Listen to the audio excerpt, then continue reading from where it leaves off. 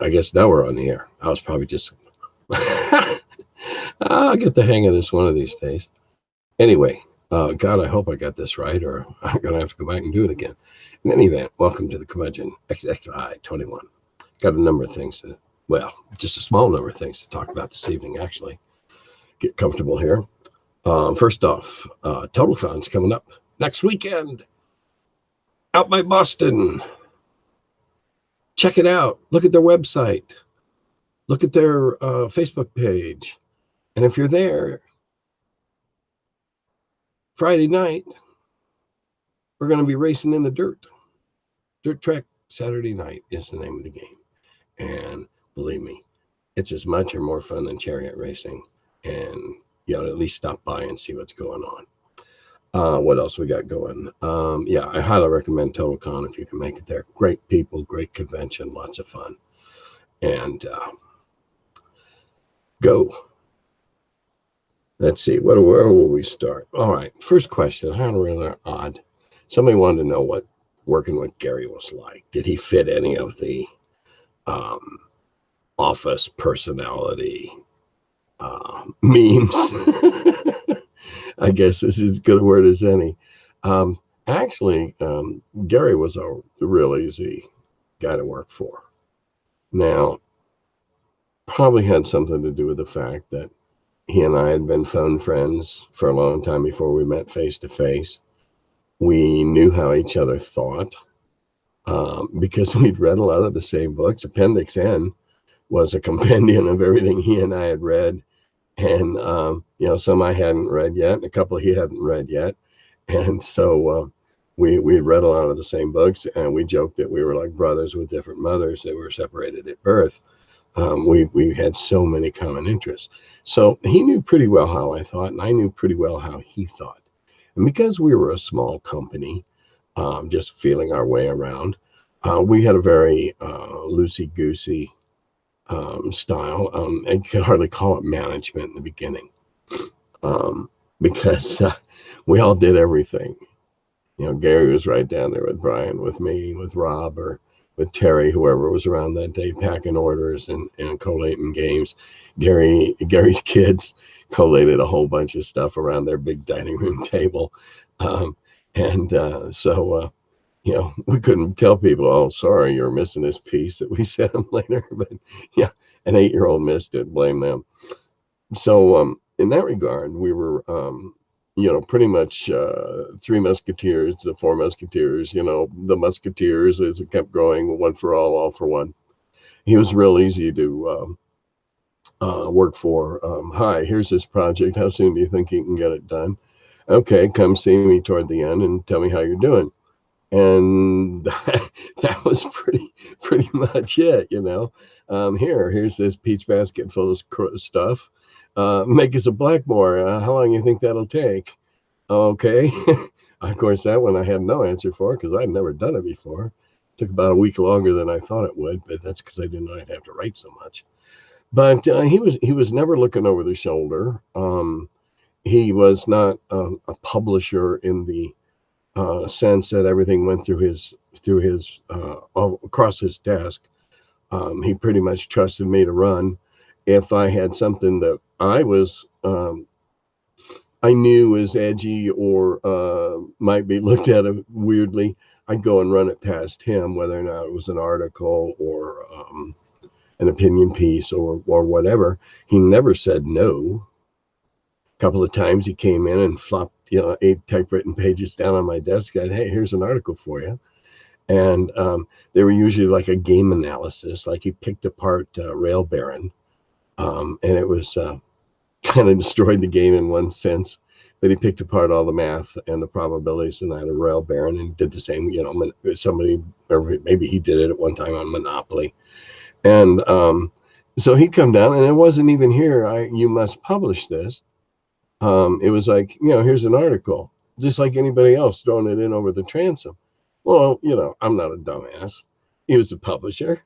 If it wasn't awful or stupid, which I can't ever remember where it was, that was my general rule of thumb. It's not awful, it's not stupid, I'll look at it. It's awful. I can't ever remember saying no.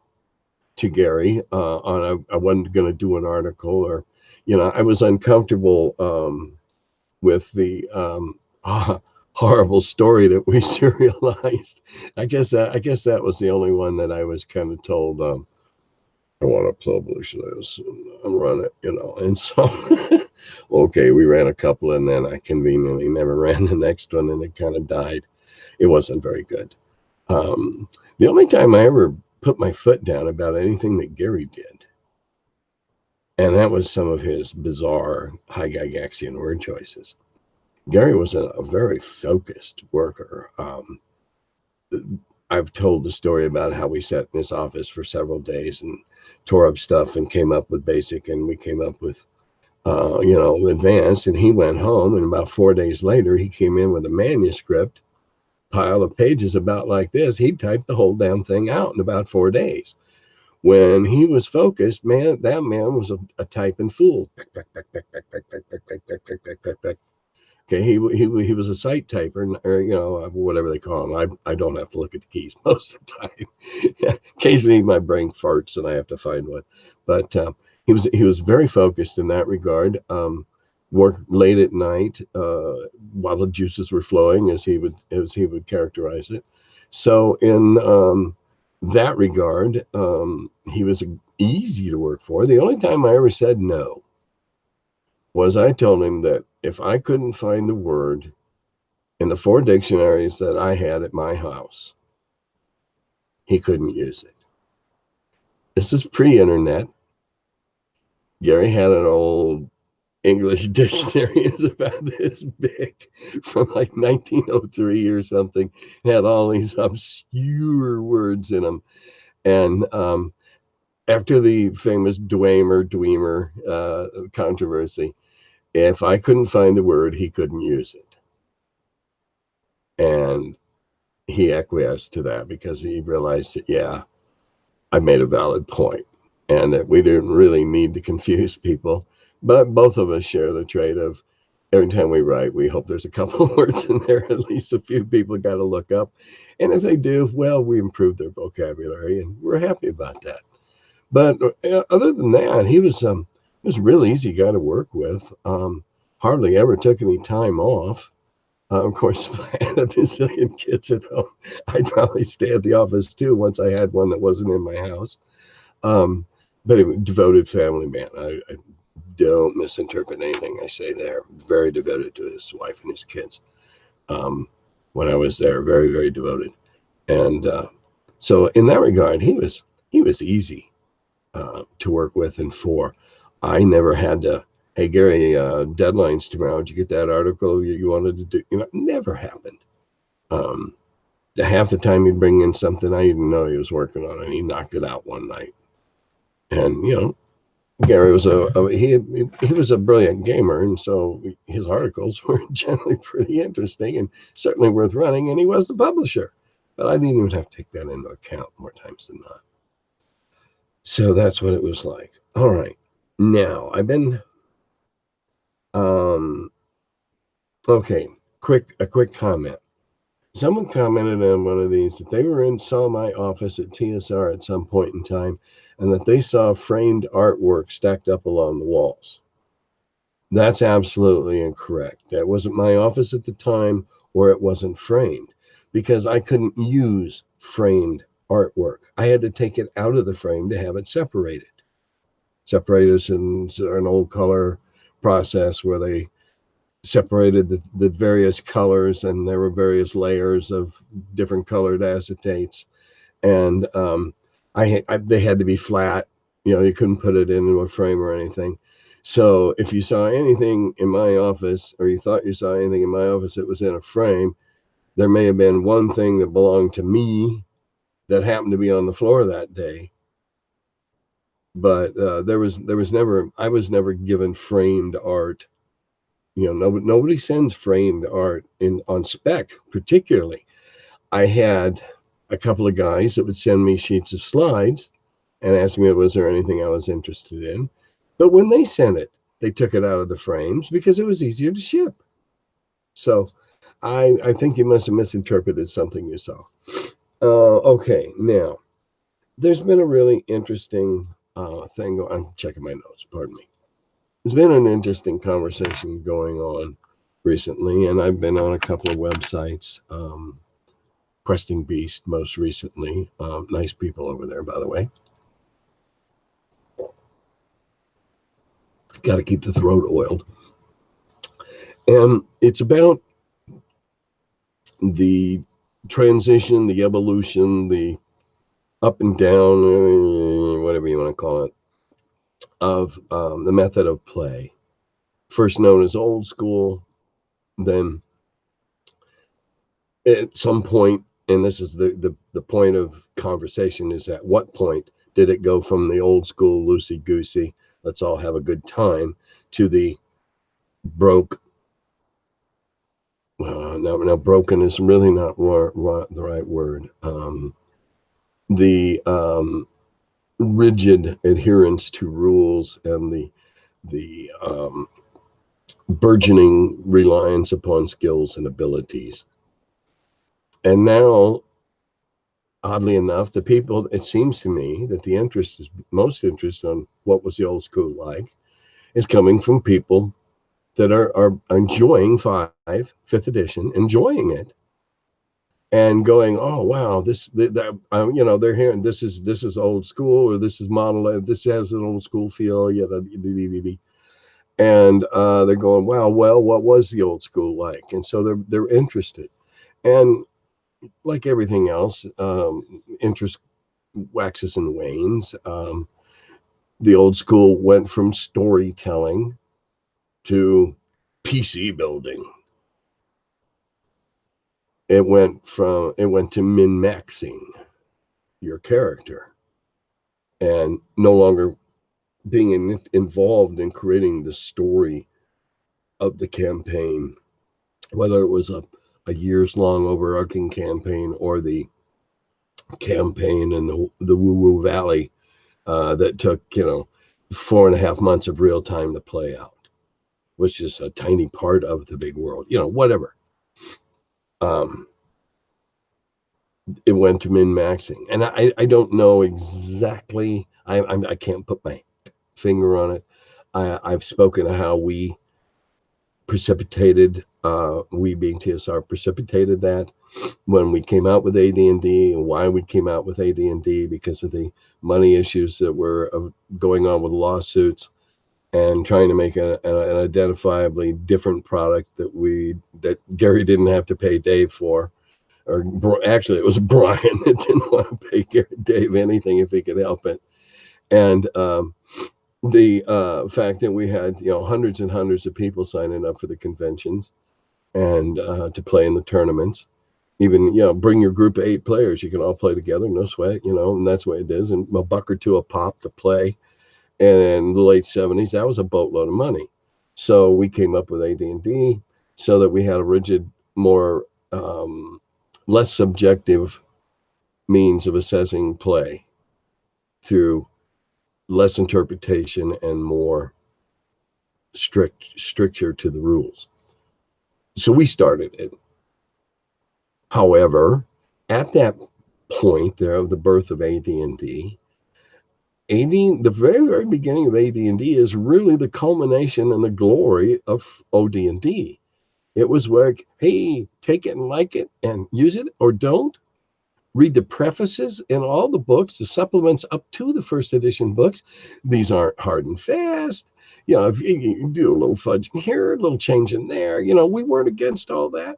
We wanted people to make the game their own. But everybody's starting from a common, everybody had a common starting point or beginning. So we did that.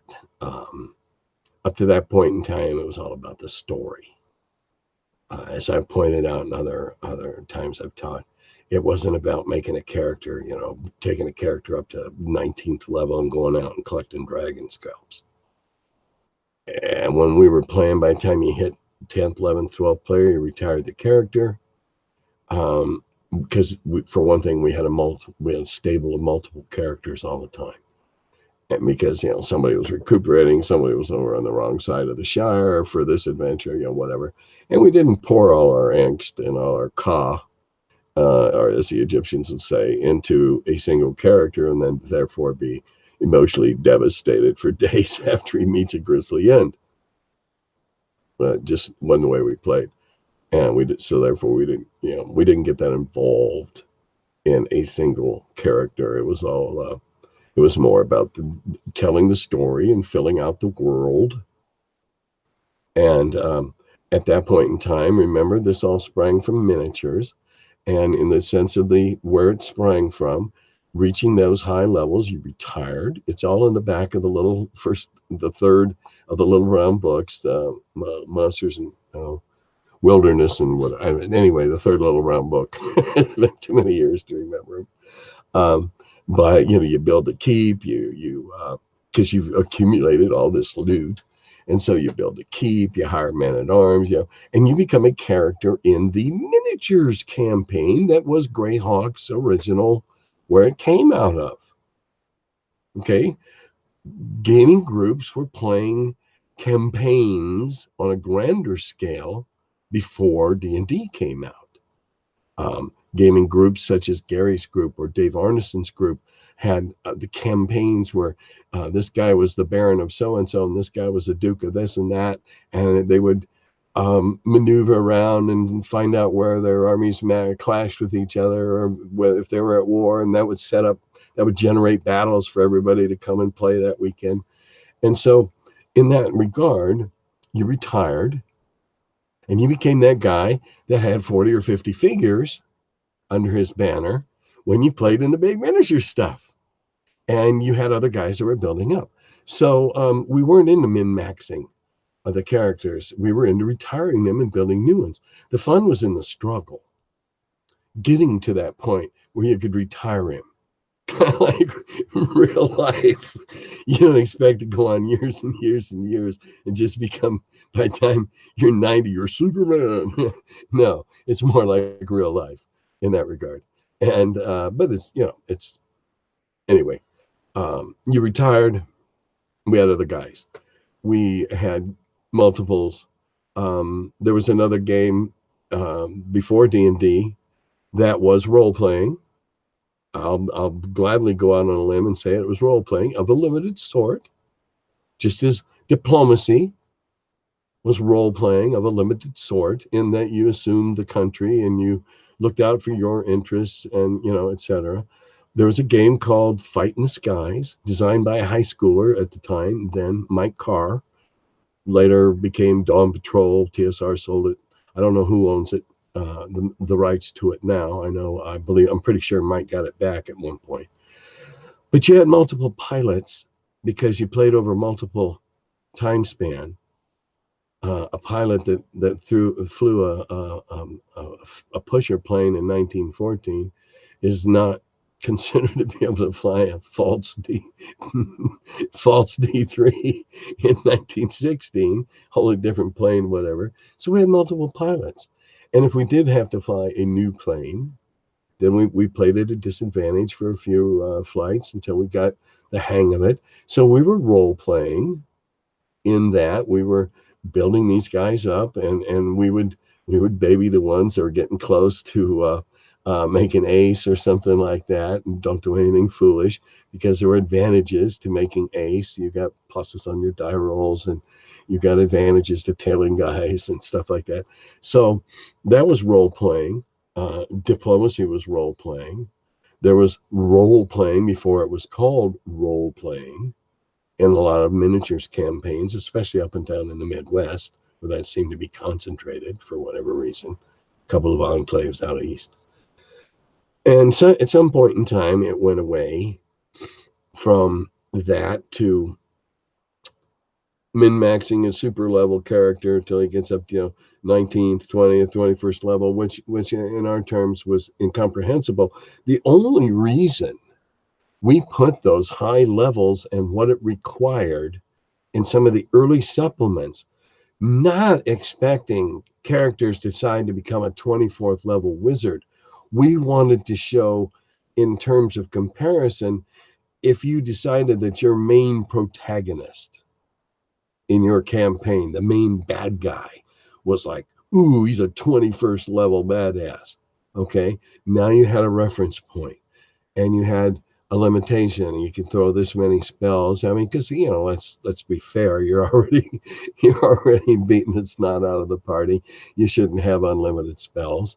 So it's got to be fair. It might be might be a bloodbath, but if it was a fair one, remember you had the choice to go in and fight him or not. So that that transition, I guess, I think it went with skills and abilities.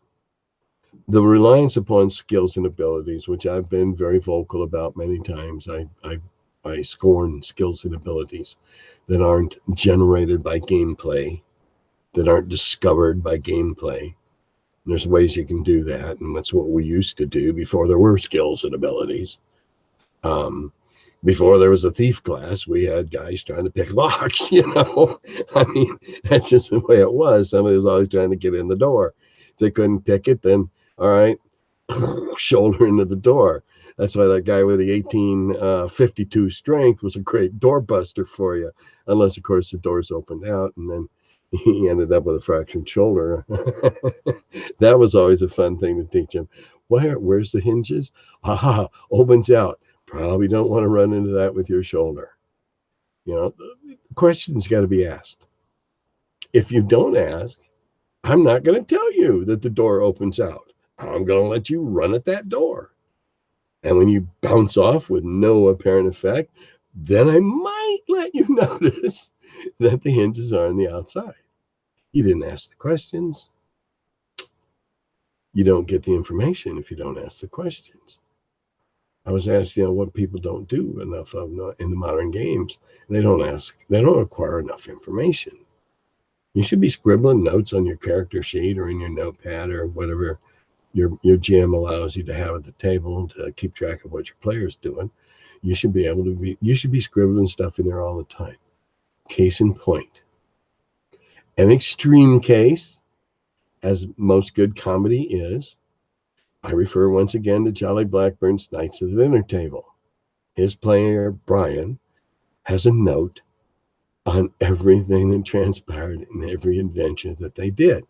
He's a pain in the ass rules lawyer. But he can go back and cite exactly what happened when, et cetera, et cetera, et cetera. That's not rules lawyering. That's good record keeping. He can go back and go, oh, wait a minute. She flips through the pages.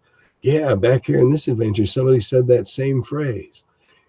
These are the kinds of things that can break a campaign for you, that can give you a key to figuring out what's going on. I think that's the last of the topics. I thank you to the gentleman that recommended that I look for a copy of Wings for the Baron. That looks fantastic, and when I get back from TotalCon, I'm going to look at picking one of those rascals up. I think our group would eat it up. We love playing Power Grid Deluxe. We play that a lot. So thanks for that tip. This is going to be my last one for 2 weeks. Next week, this night that I normally make these on, I will be at TotalCon, holding forth, playing games, having fun, making new friends. And I will not do another one until I come back, and that'll be a lot of that'll be a TotalCon report, stream of consciousness, what I remember. It may not wait till the next Friday. I don't know. And then I got GaryCon in 2 weeks after that. Barely 2 weeks after that. So the schedule's going to be a little hacky, but I'll hit them when I'm here. And with that note, if you're coming to TotalCon, be prepared to have a whole lot of fun. And come check out Dirt Track Saturday night. Now, I'll be playing that at GaryCon, too, any of you are watching this. And if you're at GaryCon and looking for me, look for this hat. This is the only con that I wear this hat at. I started wearing this hat at the last Lake Geneva Game Convention before Gary died. And so I've just worn it ever since. I wear it for these, as I've explained earlier, because it shades my eyes and doesn't let my head shine. And I wear it to GaryCon. And so if you're going to GaryCon looking for me, I'll be there, probably be on a cart. And if I have enough time, I'm going to make a sashimono to strap onto the back of my cart, one of those little Japanese flags that the samurai wore on their backs when they went into battle, so that if it's up higher in the air, maybe people will see me and not step out in front of me all the time on that damn scooter. The scooter is only because I'll probably have one at TotalCon too. I'm in very good health. I just have the nerve damage in my feet that makes walking any kind of distance very unpleasant. Hips, ankles, all that's great. It's the nerve damage in my feet and on the bottoms. So it's certainly tolerable. So I will see you at TotalCon, I hope. I'll bid you ciao.